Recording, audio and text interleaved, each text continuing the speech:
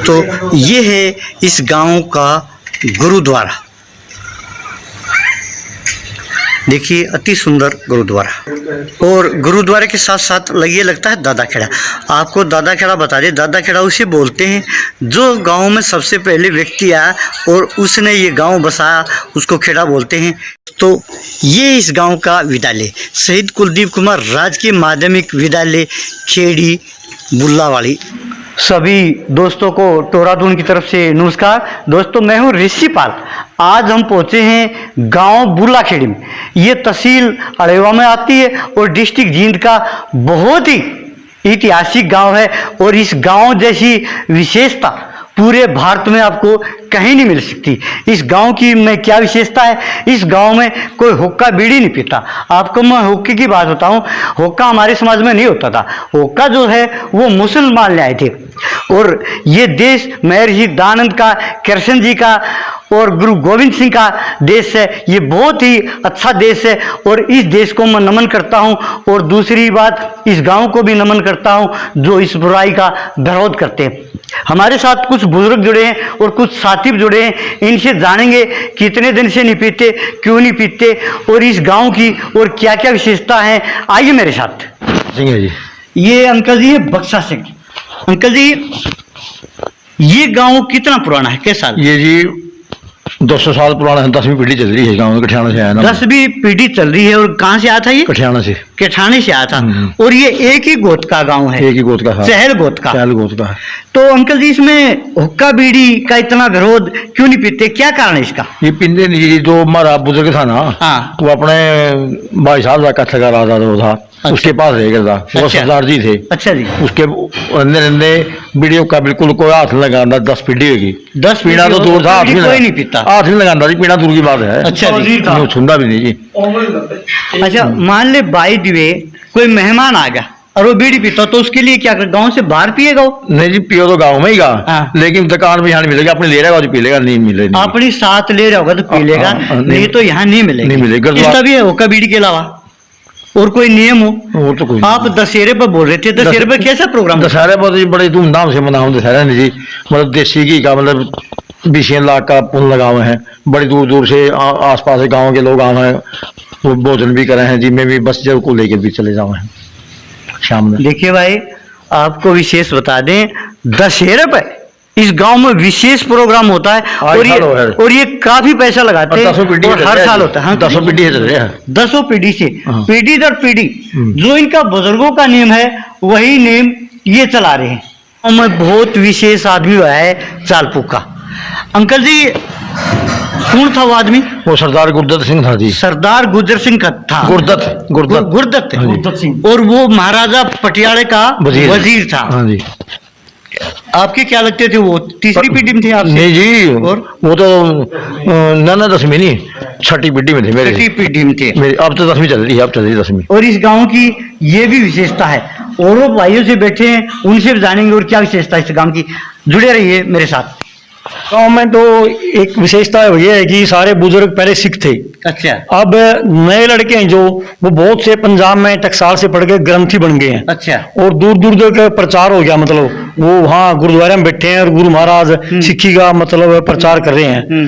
और 15-20 लड़के अभी अभी नए नए विदेश में गए हैं। लड़के नई जनरेशन जो विदेश की तरफ चली गई है।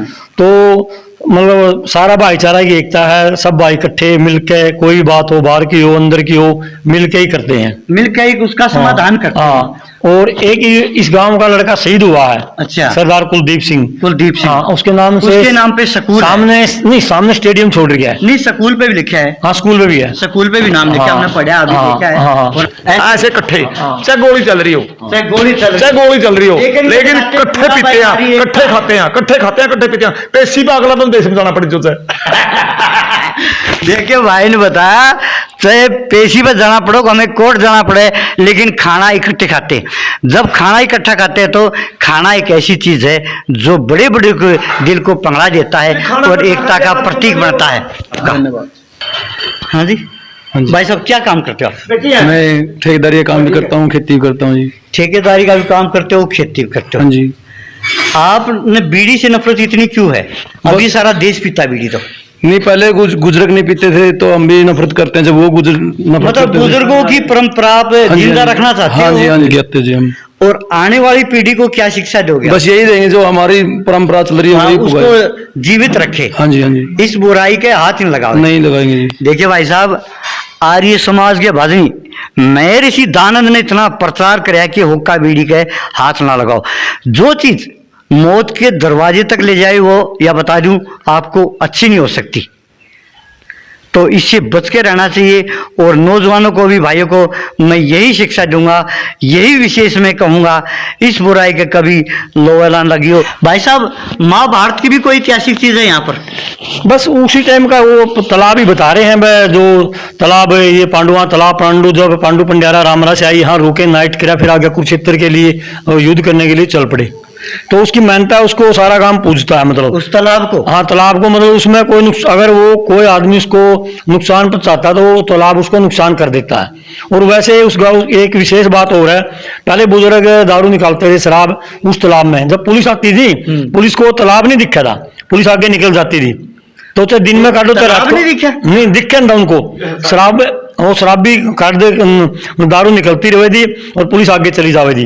मतलब उसके अंदर इतनी शक्ति है, आज भी नहीं है वो। आज भी पूरा गांव हाँ, उसको मानता हाँ, है। उसके अंदर बीच में तालाब है, चारों तरफ दरख्त है बहुत ज्यादा, वो किसी ने लगाए नहीं है। अच्छा, वो अपने आप ही है, ऑटोमेटिक जम रहे हैं, ऑटोमेटिक कुदरती है। हाँ, कुदरती है। और यहाँ से सारा ये 5-7 किलो दूर है, वो यहाँ से भी दिखता खड़ा होगा वो। ठीक है। हाँ, देखिए भाई ने तालाब के बारे में बताया। महाभारत को 5135 साल हो गए हैं। वो आपको तालाब भी दिखाएंगे, और कैसा तालाब है। लेकिन आज भी उसकी हर आदमी उसको नमस्कार करता है। एक विशेष बात यह है, जिस जो फौजी यहाँ शहीद हुआ, सबसे पहले वो वहां पर रेस मारता था। तकरीबन फौजी वहीं रेस मार के फौजी लगते हैं। अरे फौज में जब लगते तो वही मेहनत करता, वहां पर मेहनत करता, वहां ट्रैक है तालाब के चुगर्द है चारों तरफ। हाँ, लगभग वो ट्रैक हुआ 400-500 मीटर का। तो उस पर ही लगभग सारे फौजी, एक फौजी हमारा एनएसजी में गया, कमांडो में, इंडिया की में, वो भी वहीं रेस मारता था। तो ये गांव तो पूरी विशेषता ही विशेषता इस गांव में। अच्छा, सबसे पहला पहलू देश की सेवा करना ईमानदारी से, और ज्यादा क्योंकि ये सिखों का काम है, और सिख रेजिमेंट में ही लगभग सभी लड़के सिख रेजिमेंट में ही हैं। सिख रेजिमेंट में जाके राजी सब। हाँ, सिख रेजिमेंट में, और लगभग वो सारे सिख ही हैं जितने फौजी हैं। दोस्तों, आपको वो तालाब भी दिखाएंगे जो भाई साहब ने बताई, उसकी विशेषता महाभारत का है। एक बार दोबारा चालू कर। दोस्तों, ये दिखाई हमने इस गांव में क्या क्या विशेषता थी। अगर ये मेरी वीडियो आपको पसंद आई हो, एक लाइक, एक सब्सक्राइब करना ना भूलिए। मैं हूँ टोरादुन के साथ बुलाखेड़ी से ऋषिपाल। जय हिंद, जय जवान, जय किसान, वंदे मातरम। दोस्तों, ये है वो महाभारत काल का ऐतिहासिक तालाब जो हमने पहले बोला था।